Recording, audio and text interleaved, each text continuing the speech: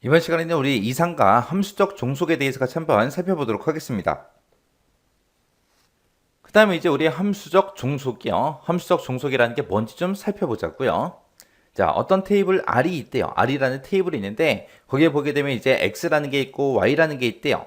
얘네들을 이제 각각 이제 R의 속성 집합, 부분 집합이라고 이제 하자. 그렇게 이제 나왔어요. 자, 요거를 우리가 그림으로 좀 보자고요. 자, 만약에 지금처럼 이렇게 학생이라는 테이블이 있어요. 이 학생이라는 테이블을 우리가 R이라는 테이블이라고 하자고요. 그리고 여기 보니까 지금 학생 테이블에는 학번하고 이름하고 이 두 가지의 속성이 있죠. 그때 이제 요 학번을 X라고 하고 그 다음에 이름을 Y라고 하자고요. 그 얘기예요. 그때 이제 이런 학생이라는 테이블이 있을 때 지금 요 학번을 가지고 내가 어떤 사람을 찾고자 해요. 그래서 내가 만약에 1001이라고 이렇게 입력을 했습니다. 입력을 하게 되면 이름은 홍땡땡이다. 그렇게 이제 검색을 할 수 있겠죠. 근데 반대로 한번 생각해 보자고요. 이 학생 테이블에서 이제 우리가 이름으로 만약에 검색을 한번 해보자고요. 이름으로 검색하게 되면 무슨 문제가 생겨요? 동명이인이 있으니까 학번이 제대로 안 나오겠죠. 그래서 우리가 정확하게 이제 어떤 특정 사람을 찾고자 했을 때는 우리는 반드시 뭘 가지고 찾아야 된다? 학번을 가지고 찾아야 된다. 왜? 학번이 지금 밑에 보니까 지금 밑줄이 그어져 있죠? 그럼 얘가 이제 지금 기본키로 그렇게 이제 설정돼 있다는 거잖아요. 그때 이런 사람들의 이름은 뭘 가지고 결정한다? 학번을 가지고 결정을 하더라. 해서 여기서 이제 X가 나오고 이제 Y가 나오는데 X를 보고 우리가 결정자라고 이제 그렇게 부르고요. 그 다음에 요 Y를 보고 우리는 종속자라고 그렇게 불러요. 해서 우리가 학번을 가지고는 이름을 조회할 수 있지만 이름을 가지고는 동명이인이 있기 때문에 학번을 정확하게 조회를 못하더라. 이런 식으로 돼 있는 거를 우리는 이제 Y는 X의 함수적 종속이다. 그렇게 얘기하든지 아니면 X가 Y를 함수적으로 이제 결정한다. 그렇게 이제 표현을 합니다. 그렇게 이제 표현하고 지금처럼 표기할 때는 지금처럼 이런 식으로 이제 표기를 해요. 해서 X가 우리 결정자를 의미한다. Y는 이제 종속자를 의미하더라. 그렇게 이제 기억하시면 돼요. 해서 이렇게 함수적 종속이라는 거는 데이터의 이제 의미를 표현하는 걸 보고 얘기하는 거고요. 현실 세계를 표현하는 그런 제약 조건이 되는 동시에 데이터베이스에서 항상 유지돼야 되는 그런 조건을 보고 우리가 함수적 종속이라고 그렇게 이제 표현을 해요. 자, 그럼 우리가 함수적 종속에 대해서 좀 더 자세히 이제 예제를 통해서 한번 살펴보자고요. 자, 지금처럼 이렇게 이제 학생이라는 테이블이 있대요. 이 학생이라는 테이블 가지고 함수적 종속을 이제 살펴보자. 그렇게 이제 나왔습니다. 자, 지금 이 학생이라는 테이블을 봤을 때 학번 밑에 밑줄이 그어져 있죠? 밑줄이 그어져 있는 거 보니까 이 학번이라는 걸 이제 기본키로 그렇게 이제 설정해 놓은 거예요. 그럼 우리가 학번을 가지고 뭔가 400번인 거를 찾아라. 그렇게 했을 때 이 학번 400번을 가지고 우리가 이름도 조회할 수 있죠. 그리고 학년도 알아낼 수 있고요. 그리고 학과도 이제 우리가 알아낼 수 있습니다. 만약에 학번 중에서 301번인 거 찾아라. 그러면 이 301번의 이름도 찾아낼 수 있고 학년도 찾아낼 수 있고 학과도 찾아낼 수 있죠. 그러면 지금 이렇게 네 개의 이제 필드, 네 개의 속성이 있을 때 이 기본 키가 되는 이 필드를 보고 우리는 결정자 그렇게 이제 부르는 거고요. 그 뒤에 있는 이름이다, 학년이다, 학과다 하고 요 세 개 필드를 보고 우리는 종속자라고 그렇게 이제 표현할 수 있는 거예요. 그래서 아까 제가 좀 전에 우리가 함수적 종속 관계를 나타낼 때는 x 그리고 y 이렇게 이제 표현할 수 있다 그랬죠. 그때 이제 이 x를 우리가 결정자라고 이제 그렇게 부르는 거고요. 요 y를 보고 우리는 종속자 그렇게 이제 부른다라고 했어요. 그때 이런 관계를 우리가 표시하게 되면 지금처럼 이런 식으로 이제 표현할 수 있습니다. 그래서 우리 결정자 학번 여기서 이제 기본키로 된 게 학번이니까 결정자가 이제 학번이겠죠. 학번을 가지고 이름을 조회할 수 있다. 학번을 가지고 학년 조회할 수 있다. 학번을 가지고 우리가 학과를 조회할 수 있다. 이렇게 이제 표시할 수 있는데 이걸 이제 하나로 묶어서 지금처럼 학번이라는 걸 가지고 이름하고 학년하고 학과하고 요 세 가지를 조회할 수 있다. 이런 식으로도 이제 표현할 수 있다는 거예요. 그때 얘네들 이름, 학년, 학과 얘네가 이제 종속자가 되는 거죠. 자, 예제를 보니까 이제 다음 수강이라는 테이블이 있대요.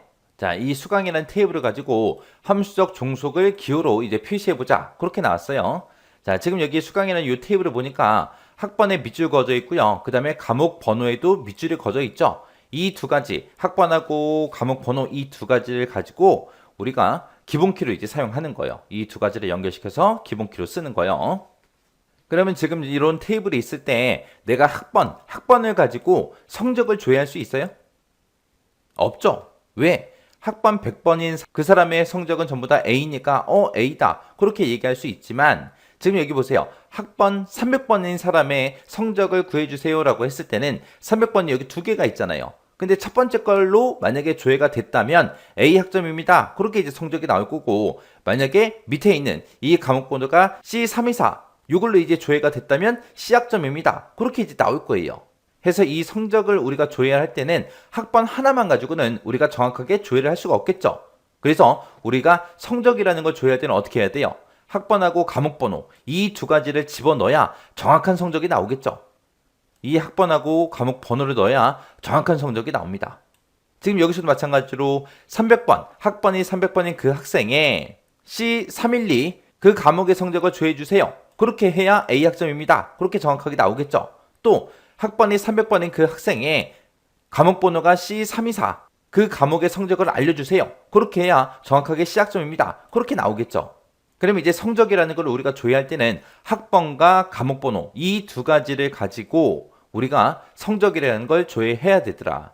그러면 그때 이제 학번하고 과목 번호 얘네 두 가지가 결정자가 되는 거고요. 그 다음에 이 성적이 이제 종속자가 되는 거예요. 그 다음에 이제 학년 한번 조회 한번 해보자고요. 학년을 조회할 거예요.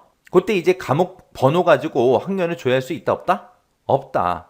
왜? C413을 가지고 학년을 조회해주세요. 그러면 C413의 학년은 여기도 있지만 또 C413이 지금 여기도 있잖아요. 다행히도 얘랑은 똑같은 4학년이기 때문에 틀린 정보도 아니지만 이 4학년은 학번이 100번인 사람 거고요. 여기서 이제 나온 이 4학년은 학번이 이제 400번인 그 사람 거예요. 만약에 학년을 조회하는데 C123을 조회해주세요 라고 그렇게 했을 때 얘네 이제 C123이 여기도 있고 지금 여기도 있죠. 근데 그때 이제 학년이 서로 다르잖아요. 얘는 3학년이고 얘는 4학년이니까 학년이 제대로 조회가 되지 않겠죠. 그러면 과목 번호 가지고 우리가 학년을 조회할 수 있다 없다? 없다. 근데 학번을 가지고 학번이 100번인 사람의 학년을 구해주세요 라고 했을 때 학번이 100번이다 그럼 여기 두 개가 있고요. 200번은 여기 하나가 있고 300번은 여기 두 개 있고 400번은 지금 여기 5개가 있고 그 다음에 500번은 여기 하나가 있죠. 근데 학번이 100번이다. 100번인 사람 그 다음에 학번이 200번인 사람 300번인 사람 400번인 사람 그 사람은 한 사람이겠죠. 해서 학번 하나 가지고 우리가 학년을 구해도 정확하게 구할 수 있다 없다? 있다. 왜?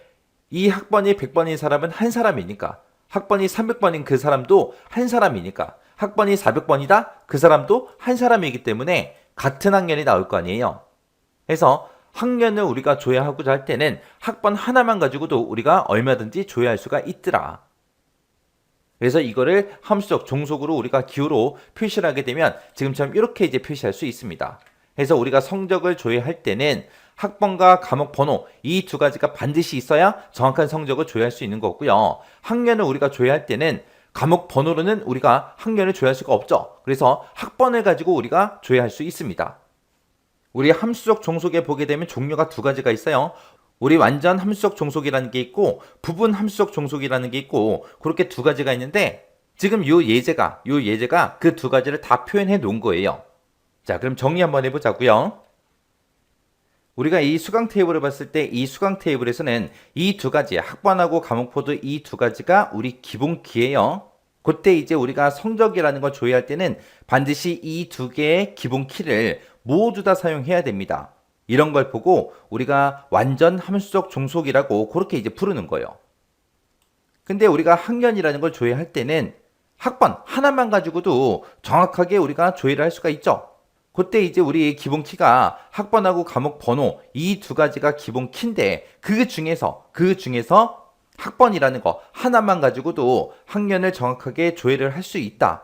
이런 걸 보고 우리가 부분 함수적 종속이라고 그렇게 이제 부르는 거예요.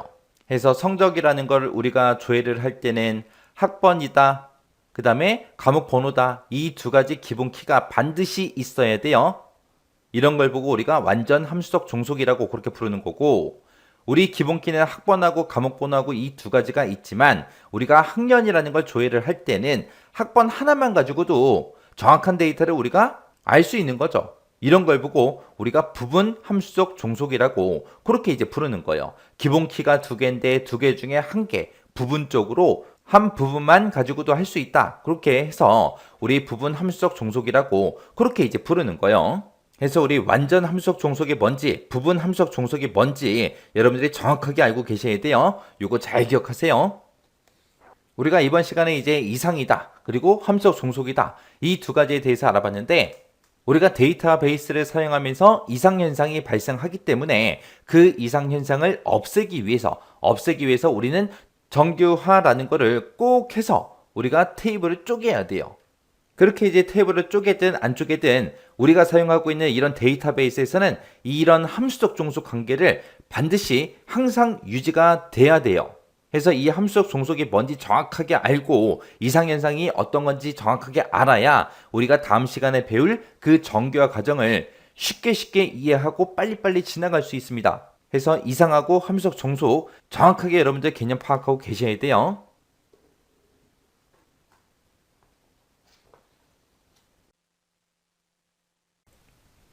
이번 시간에는 우리 함수적 종속 문제를 같이 한번 풀어보도록 하겠습니다. 어떤 릴레이션 R에서 X와 Y를 각각 R의 애트리뷰트 집합의 부분집합이라고 할 경우 애트리뷰트 X의 값 각각에 대해서 시간에 관계없이 항상 애트리뷰트 Y의 값이 오직 하나만 연관되어 있을 때 Y는 X의 함수 종속이라고 그렇게 이제 한다. 그때 이제 함수 종속 표기를 쓰시오. 그렇게 나왔습니다. 그때 우리가 이제 지금처럼 정답을 이렇게 이제 써주면 되겠죠. 이거를 이제 다르게 표현하게 되면 x가 y를 함수적으로 이제 결정한다. 그렇게도 이제 표현할 수 있는 거죠. 이런 게 이제 함수적 종속이요.